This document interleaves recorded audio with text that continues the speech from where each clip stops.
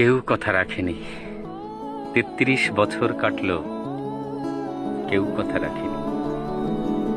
ছেলেবেলায় এক বষ্টমী তার আগমনী গান হঠাৎ থামিয়ে বলেছিল, শুক্লা দ্বাদশীর দিন অন্তরাটুকু শুনিয়ে যাবে। তারপর কত চন্দ্রভোগ অমাবস্যা এসে চলে গেল, কিন্তু সেই বষ্টমী আর এলো না। ২৫ বছর প্রতীক্ষায় আছে।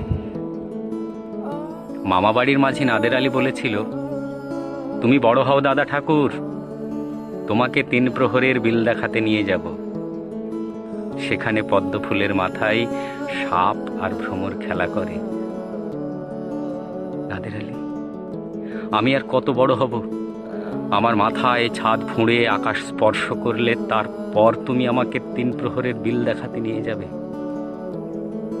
ছেলেবেলায় একটাও রয়্যাল গুলি কিনতে পারিনি।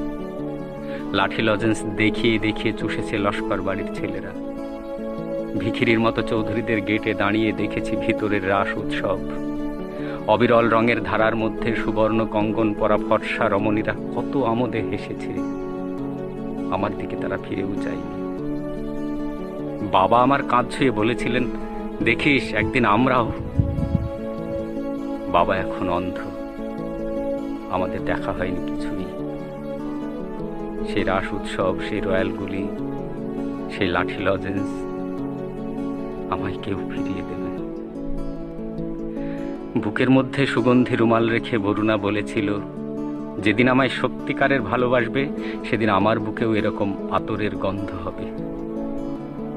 ভালোবাসার জন্য আমি হাতের মুঠোয় প্রাণ নিয়েছি। দুরন্ত ষাঁড়ের চোখে বেঁধেছি লাল কাপড়। বিশ্ব সংসার তন্ন তন্ন করে খুঁজে এনেছি ১০৮টা নীল পদ্ম। তবু কথা রাখেনি বরুণা। এখন তার বুকে শুধুই মাংসের গন্ধ। এখন সে যে কোনো নারী। কেউ কথা রাখেনি। ৩৩ বছর কাটলো, কেউ কথা রাখে না। কেউ কথা রাখেনি সুনীল গঙ্গোপাধ্যায়ের।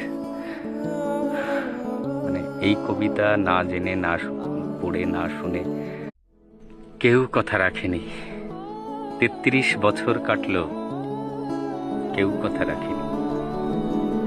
ছেলেবেলায় এক বষ্টমী তার আগমনী গান হঠাৎ থামিয়ে বলেছিল, শুক্লা দ্বাদশীর দিন অন্তরাটুকু শুনিয়ে যাবে। তারপর কত চন্দ্রভোগ অমাবস্যা এসে চলে গেল, কিন্তু সেই বষ্টমী আর এলো না।